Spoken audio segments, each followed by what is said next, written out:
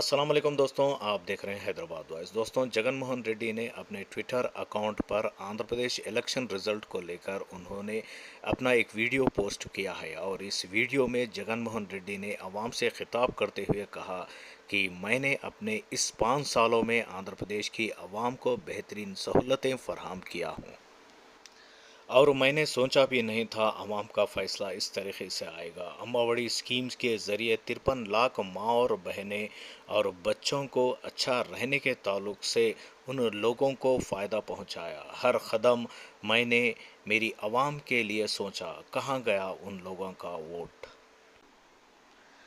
अब तक 66 लाख ज़ईफ़ और माजूर लोगों को मैंने इन 5 सालों में नए पेंशन्स फराहम किए, कहाँ गया उन लोगों का वोट। अब तक आप लोगों ने कहीं देखा ही नहीं होगा वैसा डेवलपमेंट मैंने देने की कोशिश की। हर मुसीबत के वक्त मैंने आप लोगों का साथ दिया और आप लोगों के घरों को मैंने राशन पहुंचाया। ऐसा सिस्टम मैंने आप लोगों को दिया। 2019 इलेक्शन से पहले ज़ईफ़ और माजूर लोगों की कम पेंशन लोगों को बस नहीं हो रही थी, इसलिए मैंने पेंशन बढ़ाकर उन लोगों का सहारा बना। कहाँ गया उन लोगों का साथ। 1 करोड़ 5 लाख मेरे बहनों को पुदुपु स्कीम्स के ज़रिए उन्हें फ़ायदा पहुंचाया, कहाँ गया उनका साथ। उनकी मुसीबत मेरी मुसीबत समझा, हर घड़ी उनका साथ रहा। चयुता स्कीम्स में मैंने उनका साथ दिया, कहाँ गया उन 1 करोड़ 5 लाख बहनों का साथ। 54 लाख किसानों को रैतु भरोसा स्कीम्स के ज़रिए उन्हें फ़ायदा पहुंचाया, कहाँ गया उन लोगों का साथ। मेरी रियासत के लोगों का जो भी फ़ैसला आया है वो मुझे मंजूर है और मैं हमेशा अपनी रियासत के लोगों को का भला चाहता हूं और जब भी मेरी रियासत के लोगों को मुसीबत आती है मैं उनका साथ खड़ा रहूंगा। तो दोस्तों, ये रहे जगन मोहन रेड्डी के जज्बाती भरे अल्फाज।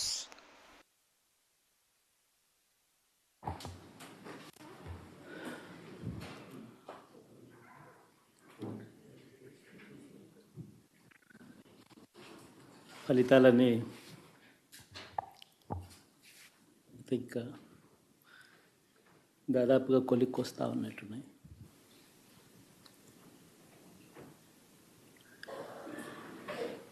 చూసిన ఫలితాలు జరిగిన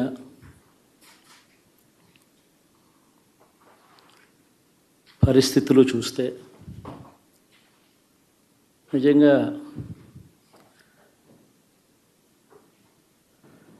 ఆశ్చర్యంగా కూడా ఉన్నాయి.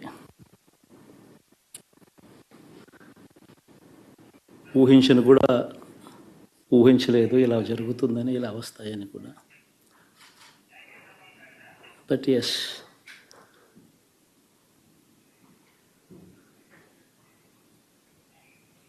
అమ్మఒడి అందుకున్న 53 లక్షల మంది తల్లులకు మంచి చేసినాం, పిల్లలు బాగుండాలి, వాళ్ళ చదువులు బాగుండాలని తాపత్రయపడుతూ అడుగులు వేశాం. మరి అక్క చెల్లెమ్మల ఓట్లు ఏమయ్యాయో తెలీదు. 66 లక్షల మంది అవ్వాతాతలకు, వితంతులకు, వికలాంగులకు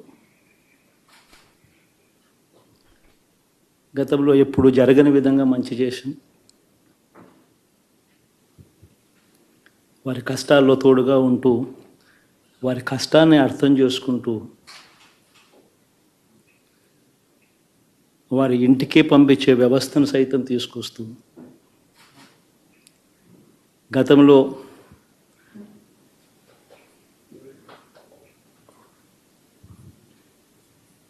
మా ప్రభుత్వం అధికారంలోకి రాకమునుపు ఇస్తా ఉన్న చాలని పెన్షన్ నుంచి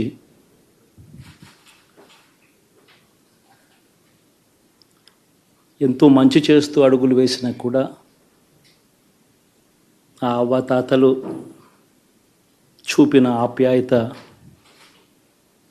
ఏమైందో కూడా తెలియడం లేదు. దాదాపుగా 1,05,00,000 మందికి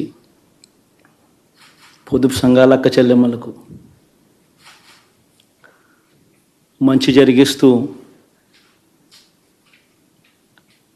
వారి కష్టాలనే మా కష్టాలుగా భావిస్తూ ఇచ్చిన ఏ మాట తప్పకుండా అన్ని రకాలుగా వాళ్ళకు అండగా ఉంటూ ఆసరాతో తోడుగా ఉన్నాం, సున్నా వడ్డీతో సైతం అండగా ఉన్నాం, చేయూత సైతం తోడుగా ఉంటూ నిలిచాం. మరి ఆ 1,05,00,000 మంది అక్క చెల్లెమ్మల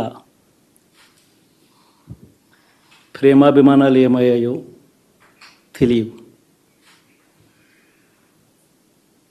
26 లక్షల మంది చేయూతను అందుకుంటున్న అక్క చెల్లెమ్మలు వారి ఆప్యాయత ఏమైందో తెలీదు.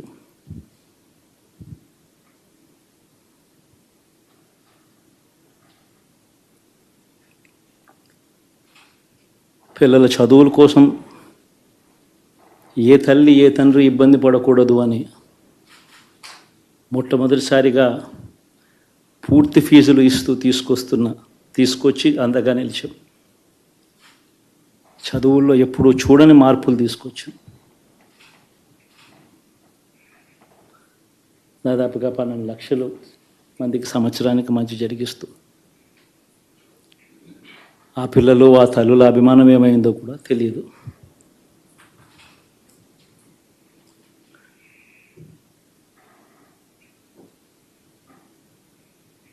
దాదాపుగా 54 లక్షల మంది రైతన్నలకు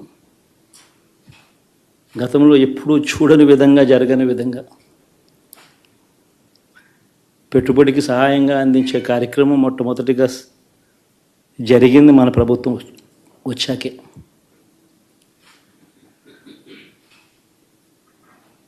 మరి అంతగా రైతన్నలకు తోడుగా ఉంటూ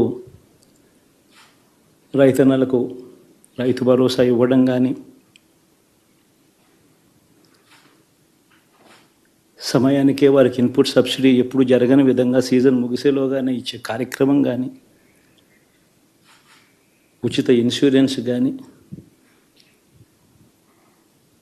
పగటిపూట 9 గంటలు ఇచ్చే కార్యక్రమం కానీ, ఉచిత విద్యుత్ ఇచ్చే కార్యక్రమం కానీ, మరి 1/2 కోటి మంది రైతన్నల ప్రేమ ఏమైందో తెలియదు.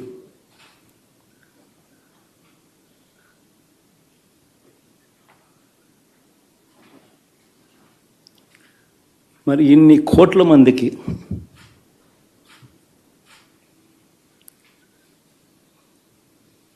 పేదవాడికి తోడుగా ఉంటూ ఆటో డ్రైవర్లు నడుపుకుంటా ఉన్నవాళ్ళు ఆటోలు తోలుకుంటూ టాక్సీలు తోలుకుంటూ ఇబ్బంది పడకూడదని వారికి అండగా ఉంటూ వాహనమిత్ర, నేతన్నలకు అండగా ఉంటూ నేతన్న నేస్తం, మత్స్యకారులకు తోడుగా ఉంటూ మత్స్యకార భరోసా, ఫుట్పాత్ మీద చిన్న చిన్న ఇడ్లీ షాపులు పెట్టుకొని నడుపుకుంటూ, చిన్న చిన్న బంకులు పెట్టుకొని నడుపుకుంటూ, చిన్న చిన్న వ్యాపారాలు చేసుకుంటా ఉన్న వీళ్లకు, నా అక్క చెల్లెమ్మలకు, నా అన్నదమ్మలకు మంచి జరగాలని ఆరాటపడుతూ వాళ్ళకు ఒక తోడు, నా రజకులకు, నా నాయి బ్రాహ్మణులకు, నా టైలర్లకు అని అండగా ఉంటూ వారికి ఒక చేదోడు. మరి ఇన్ని లక్షల మందికి ఇంత మంచి చేసి, ఇన్ని కోట్ల మందికి, లక్షలు కూడా కాదు, కోట్ల మందికి మంచి జరిగించి, ఎప్పుడు జరగని విధంగా మేనిఫెస్టో అంటే ఒక చెత్తబుట్టలో పడేసే డాక్యుమెంట్ కాదు. ఒక మేనిఫెస్టో అంటే ఒక బైబిల్ అని, ఒక ఖురాన్ అని, ఒక భగవద్గీత అని మొట్టమొదటి రోజు నుంచి కూడా భావిస్తూ ఏకంగా 99% వాగ్దానాలు అమలు చేసి అంతే చిత్తశుద్ధితో ఆ మేనిఫెస్టోను కూడా అక్క చెల్లెమ్మల ఇంట్లోకి తీసుకొని వెళ్ళి చూపించి మీరే టిక్కు పెట్టండి అనే నిబద్ధత గల ప్రభుత్వంగా పనిచేసాం. ఇప్పుడు జరగని విధంగా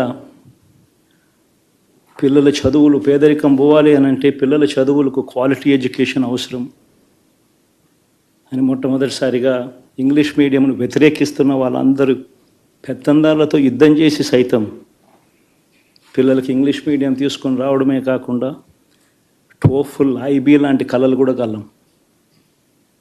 ఆ పేద పిల్లలకు అండగా నిలబడాలని, తోడుగా ఉండాలని, వారి చరిత్రలు మార్చాలని.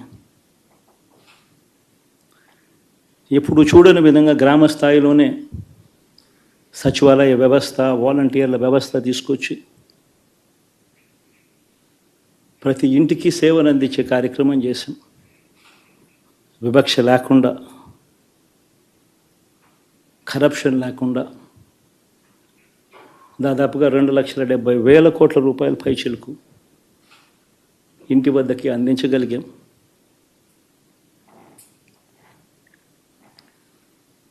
ఇప్పుడు చూడని మార్పులు తీసుకురావడమే కాకుండా ఒక చదువుల రంగం అయితేనేమి, ఒక విద్యారంగం, ఒక వ్యవసాయ రంగం అయితేనేమి, ఒక వైద్య రంగం అయితేనేమి, ఏ పేదవాడు ఎప్పుడూ ఇబ్బంది పడకూడదు అని ఎప్పుడు ఊహించని విధంగా మార్పులు తీసుకొస్తూ పేదవాడికి అండగా నిలబడగలిగాం. విమెన్ ఎంపవర్మెంట్ అంటే ఇది, మహిళా సాధికారత ఇది అంటే ఇది అని ప్రపంచానికి చాటి చెప్పగలిగాం. సోషల్ జస్టిస్ అంటే, సామాజిక న్యాయం అంటే ఇది అని ప్రపంచానికి చూపించగలిగాం. మరి ఇన్ని గొప్ప మార్పులు చేసిన తర్వాత, ఇన్ని కోట్ల మందికి మంచి జరిగిన తర్వాత మరి అభిమానం ఏమైందో, ఆప్యాయత ఏమైందో తెలీదు.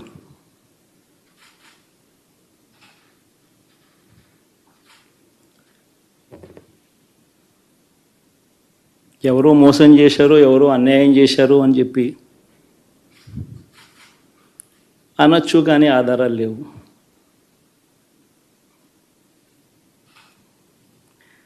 ఏం జరిగిందో దేవుడికి తెలుసు. పెద్ద నేనైతే చేయగలిగింది ఏమీ లేదు. ప్రజల తీర్పు తీసుకుంటాం, కానీ మంచి చేయడానికి మాత్రం ప్రజలకు తోడుగా ఖచ్చితంగా ఉంటాం. వాయిస్ ఆఫ్ ది వాయిస్లెస్ కింద ఈ పార్టీ తాను చేయాల్సిన పని తప్పకుండా చేస్తుంది. పేదవాడికి అండగా ఉండే కార్యక్రమంలో ఎప్పుడూ కూడా పేదవాడికి తోడుగా ఉంటూ గలం విప్పుతుంది, పేదవాడికి అండగా నిలుస్తుంది. పెద్ద పెద్ద వాళ్ళ కూటమి ఇది, ఢిల్లీలో సైతం శాసించే పరిస్థితుల్లో ఉన్న కూటమి ఇది. ఆ కూటమిలో ఉన్న బీజేపీకి, ఆ కూటమిలో ఉన్న చంద్రబాబు గారికి, ఆ కూటమిలో ఉన్న పవన్ కళ్యాణ్ గారికి, అందరికీ కూడా వాళ్ళ గొప్ప విజయానికి అభినందనలు.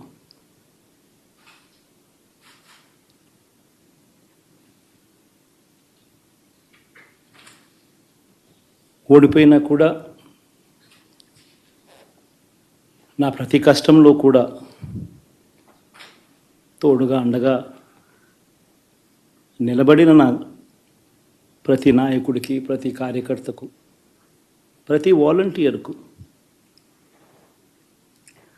ప్రతి ఇంట్లో నుంచి వచ్చిన ప్రతి స్టార్ క్యాంపెయినర్గా నాకు తోడుగా నిలబడిన నా అక్క చెల్లెమ్మలకు, అన్నదమ్ములకు, మీ అందరికీ మనస్ఫూర్తిగా మీ అందరికీ కూడా కృతజ్ఞతలు తెలియజేస్తా ఉన్నాను. ఏం జరిగిందో తెలియదు, కానీ ఏమి చేసినా ఎంత చేసినా ఇంకా 40% ఓటు బ్యాంకు మాత్రం తగ్గించలేకపోయారు. ఖచ్చితంగా మళ్ళీ ఇక్కడి నుంచి లేస్తాం.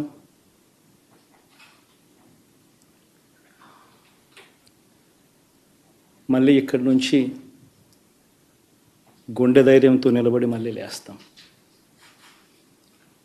ప్రతిపక్షంలో ఉండడం కొత్త కాదు, పోరాటాలు చేయడం అంతకన్నా కొత్త కాదు. నా రాజకీయ జీవితం అంతా కూడా ప్రతిపక్షంలోనే గడిపా, ఈ 5 సంవత్సరాలు తప్ప. పోరాటాలే చేశా. రాజకీయ జీవితంలో ఎవడు చూడని కష్టాలు కూడా అనుభవించా.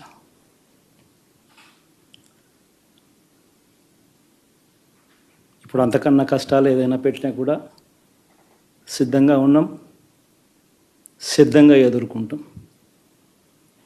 ఆల్ ది వెరీ బెస్ట్ గవర్నమెంట్లోకి వచ్చిన వాళ్ళకు. Thank you.